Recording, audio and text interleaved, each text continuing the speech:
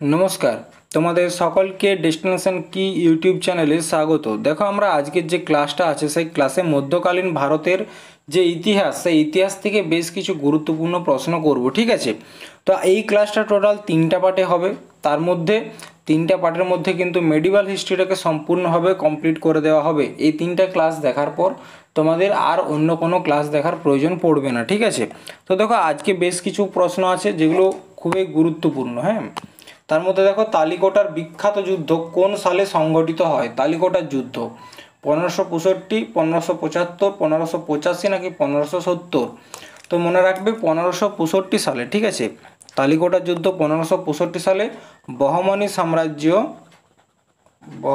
সাম্রাজ্য তার সাথে কার হয়েছিল? বিজয়নগর সাম্রাজ্যের, ঠিক আছে। বিজয়নগর সাম্রাজ্যের কিন্তু এই তালিকোটা যুদ্ধ হয়েছিল। কিসের জন্য? এই যে রায়চুর দোয়াব, ঠিক আছে, এই রায়চুর দোয়াবটার ওপর কার ক্ষমতা থাকবে সেই নিয়েই কিন্তু তালিকোটার যুদ্ধটি হয়েছিল।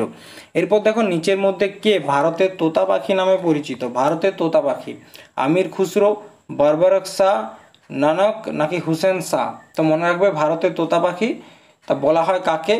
আমির খুসরোকে। এই আমির খুসরো কে ছিলেন? আমির খুসরো ছিলেন বলবন্ত বা বলবনের সভাকবি, ঠিক আছে। তাছাড়া তিনি কে ছিলেন? তাছাড়া তিনি ছিলেন নিজামুদ্দিন অলিয়ার শিষ্য। কে ছিলেন? নিজামুদ্দিন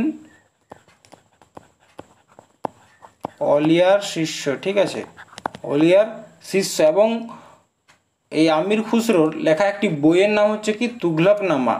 বইটির নাম কি? তুঘলকনামা। দেখো, এই প্রশ্নগুলো নিয়ে তোমাদের সাথে আগেও আলোচনা করেছি, ওই জন্য খুব বেশি ডিটেলসে যাচ্ছি না, ঠিক আছে। এরপর দেখো, নিম্নলিখিত সুলতানদের মধ্যে কে সতীদাহ নিষিদ্ধ করার চেষ্টা করেছিলেন? আলাউদ্দিন খিলজি, মোহাম্মদ বিন তুগলক, জালালউদ্দিন খিলজি নাকি ফিরোজ তুগলক? তো সতীদাহ প্রথাকে দিল্লি সালতানাতের সময় মোহাম্মদ বিন তুগলক, ঠিক আছে, তিনি কিন্তু এটা মানে বন্ধ করার চেষ্টা করেছিলেন। এবং মুঘলকালে, ঠিক আছে, মুঘলকালে অর্থাৎ 1663 সালে কে ঔরঙ্গজেব, ঠিক আছে, ঔরঙ্গজেব কিন্তু এই যে সতীদাহ প্রথা, এই সতীদাহ প্রথার উপর ব্যান লাগিয়েছিলেন।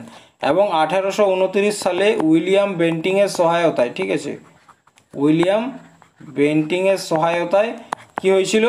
সতীদাহ প্রথা বিরোধী যে আইন সেটি এসেছিল এবং সতীদাহ প্রথা সম্পূর্ণভাবে রদ হয়েছিল। এবং এই যে সতীদাহ প্রথা রদ হওয়ার পিছনে যদি কারো ব্যক্তিগতভাবে খুব বেশি অবদান থাকে, সেটা হচ্ছে রাজা রামমোহন রায়। কে করেছিলেন? রাজা রামমোহন রায়। এরপর তোমাদের কাছে একটা প্রশ্ন, রাজা রামমোহন রায়কে রাজা উপাধিটি কে দিয়েছিলেন সেটা কিন্তু তোমরা কমেন্ট বক্সে জানাবে, ঠিক আছে। নেক্সট দেখো, তৈমুর লং কত সালে ভারত আক্রমণ করেন? তৈমুর লং কে ছিলেন? একজন মঙ্গল শাসক, অর্থাৎ আমাদের যে সেন্ট্রাল এশিয়া, সেই সেন্ট্রাল এশিয়ার একজন শাসক ছিলেন তৈমুর লং। তিনি কত সালে ভারত আক্রমণ করেন? 1210, 1398, 1492 নাকি 1526? তো তৈমুর লং ভারত আক্রমণ করেন 1398 সালে। তখন দিল্লি সালতানাতে কে ছিলেন? নাসির উদ্দিন মোহাম্মদ শাহ। কে ছিলেন? নাসির উদ্দিন মোহাম্মদ শাহ, ঠিক আছে, নাসিরউদ্দিন মোহাম্মদ শাহ। এবং তিনি 1339 সালে কিন্তু ভারত ছেড়ে চলে যান। এবং তখন খিজির খানকে কি করেন? তিনি লাহোর, মুলতান এবং দিপালপুর এই 3টে জায়গার কি করা হয়? গভর্নর করা হয়। এবং এই খিজির খান পরবর্তীকালেই কিন্তু সৈয়দ বংশের সংস্থাপক হয়ে ওঠেন, ঠিক আছে। এই যে খিজির খাঁ আছে, তিনি যখন সৈয়দ বংশের স্থাপনা করেন তখন তিনি কিন্তু নিজেকে কি বলতেন? তিনি নিজেকে বাদশাহ না বলে তিনি নিজেকে বলতেন তৈমুর লংয়ের প্রতিনিধি। এরপর দেখো, নিম্নলিখিত কোন রাজার রাজত্বকালে পারস্য পরিব্রাজক আব্দুর রাজাক ভারতে এসেছিলেন? দেবরায় প্রথম, কৃষ্ণদেবরায় প্রথম, দেবরায় দ্বিতীয় নাকি কৃষ্ণ রায়? তো মনে রাখবে, আব্দুর রাজাক তিনি এসেছিলেন দেবরায় দ্বিতীয় সময়, ঠিক আছে। দেখো, বেশ কিছু মানে পরিব্রাজক বা ভ্রমণকারী ভারতে এসেছিলেন, যেমন সেলুকাস নিকেটারের দরবার থেকে কে এসেছিলেন? মেগাসথিনিস। এই যে মেগাসথিনিস, তিনি কার কাছকে এসেছিলেন? তিনি এসেছিলেন চন্দ্রগুপ্ত মৌর্য।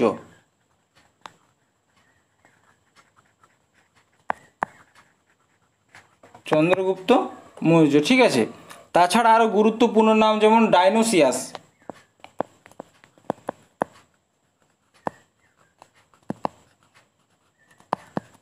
এই যে ডায়নোসিয়াস তিনি এসেছিলেন কোথা থেকে? মিশর থেকে এসেছিলেন। কার সময় এসেছিলেন? অশোকের সময়ে। এইগুলো খুব গুরুত্বপূর্ণ, ঠিক আছে, মনে রাখার জন্য। তাছাড়া হোয়েনসাং,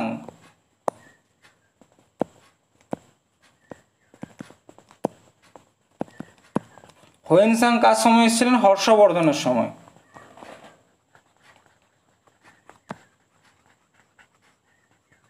ঠিক আছে, তো আশা করি তোমাদের এগুলো নোট করা হয়েছে। আমি একবার মুছছি, আবার নতুন করে লিখছি। দেখো 3টা হলো। এরপর দেখো পরবর্তী ক্ষেত্রে কে এসেছিলেন? ফাইয়ান, ঠিক আছে। ফাইয়ানও একজন কোথা থেকে এসেছিলেন? চীন থেকে এসেছিলেন। ফাইয়ান, ফাইয়ান তিনি কোথা থেকে এসেছিলেন? চীন থেকে। চন্দ্রগুপ্ত দ্বিতীয় সময় এসেছিলেন।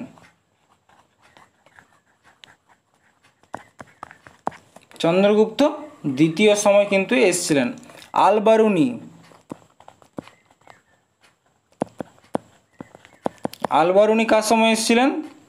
তিনি মোহাম্মদ গজনির সাথে এসেছিলেন, ঠিক আছে। তিনি মোহাম্মদ গজনির সাথে এসেছিলেন। তাছাড়া ইবন বতুতা,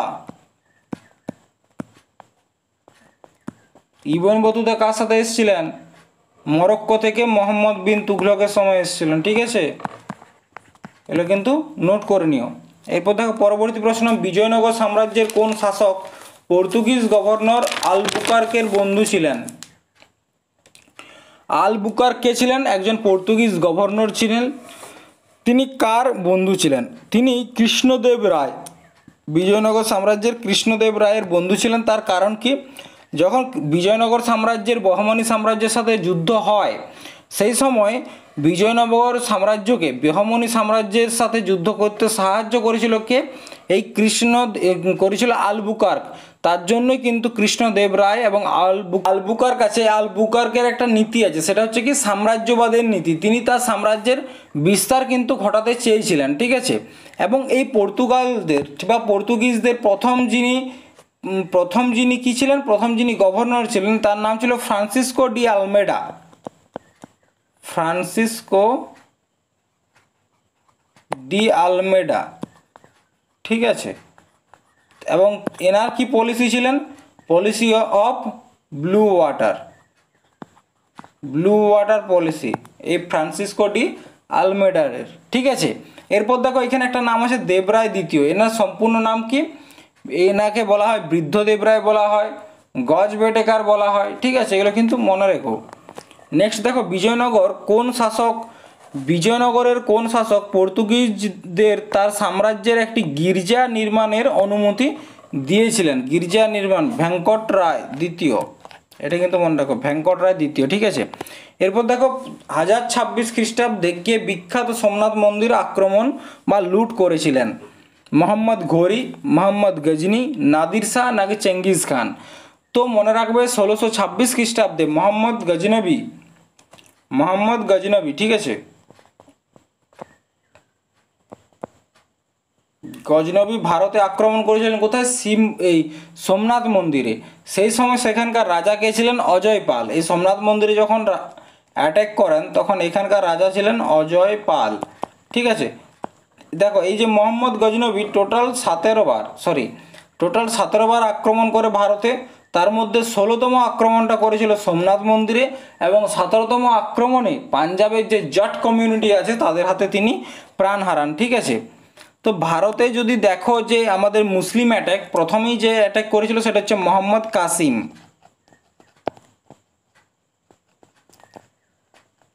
কাসিম, ঠিক আছে। তারপর কে করেছিল? গজনবী। তারপর এসেছিল মোহাম্মদ ঘুরি, এবং সেখান থেকে শুরু হয় দিল্লি সালতানাতের, এবং লাস্টে আসে বাবর। এই বাবর থেকে শুরু হয় কি? মুঘল সাম্রাজ্য, ঠিক আছে। নেক্সট দেখো নিচের মধ্যে কে দিল্লির প্রথম সৈয়দ শাসক ছিলেন, অর্থাৎ সৈয়দ বংশের সংস্থাপক ছিলেন? মুবারক শাহ, আলম শাহ, মোহাম্মদ শাহ নাকি খিজর খান? তো মনে রাখবে যে সৈয়দ বংশের সংস্থাপক ছিলেন কে? খিজর খান। কত সালে তিনি করেছিলেন? 1414 সালে, ঠিক আছে। ভুল হয়ে গেল। 1414 সালে কিন্তু তিনি সৈয়দ বংশের সংস্থাপনা করেন এবং তিনি নিজেকে কি বলতেন, তৈমুরলঙ্গের প্রতিনিধি। পরবর্তী দেখো 101 খ্রিস্টাব্দে মোহাম্মদ গজনবীর প্রথম আক্রমণে নিম্নলিখিত ভারতীয়দের শাসকদের মধ্যে কে পরাজিত হয়েছিলেন? খুব সহজ প্রশ্ন। আনন্দপাঠ নাকি চন্দ্রপাল নাকি জয়পাল নাকি সুখপাল? তো মনে রাখবে উত্তরটা হচ্ছে কি জয়পাল। উত্তরটা হচ্ছে জয়পাল। কোন যুদ্ধে? Battle of Peshawar. Battle of Peshawar.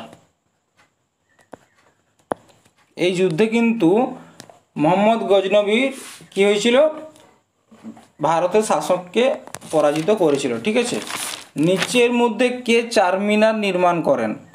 কুলি কুতুব শাহ। এটা কিন্তু মনে রাখো, কুলি কুতুব শাহ।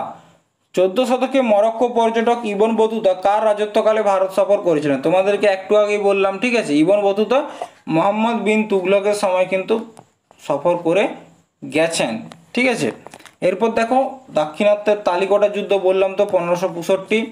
এবং আজকের লাস্ট প্রশ্ন সেটা হচ্ছে কি, নিম্নলিখিত কোন বছরে বিজয়নগর সাম্রাজ্য প্রতিষ্ঠিত হয়? বিজয়নগর সাম্রাজ্য দক্ষিণ ভারতের খুব গুরুত্বপূর্ণ একটা সাম্রাজ্য, যার সংস্থাপক ছিল হরিহর এবং বুক্কা। হরিহর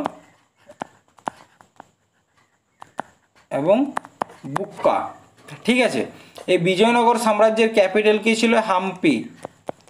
ক্যাপিটাল বা রাজধানী ছিল হাম্পি। এবং এখানে টোটাল 4টা বংশ কিন্তু রাজত্ব করেছে। 4টা বংশ কি কি? সঙ্গম বংশ, ঠিক আছে, তাছাড়া সালু বংশ, আর লাস্ট হচ্ছে কি তুলুপ বংশ। ঠিক আছে, তো আজকে যে প্রশ্নগুলো ছিল সেগুলো কিন্তু খুবই গুরুত্বপূর্ণ যে কোনো পরীক্ষার জন্য। ঠিক আছে, তো আশা করি তোমাদের ক্লাসটাতে বেশ কিছু গুরুত্বপূর্ণ প্রশ্ন জানতে পেরেছো। এবং এর পরের যে দুটো ক্লাস হবে সেটা কিন্তু সম্পূর্ণ 1 ঘন্টা করে ক্লাসগুলো করানো হবে। 2 আর 3 দিনের মধ্যে কিন্তু মেডিকেল লিস্টে সম্পূর্ণভাবে তোমাদেরকে কমপ্লিট করিয়ে দেবো। ঠিক আছে, আজকের ক্লাসটা এখানে সমাপ্ত করছি। থ্যাংক ইউ, ধন্যবাদ, জয় হিন্দ।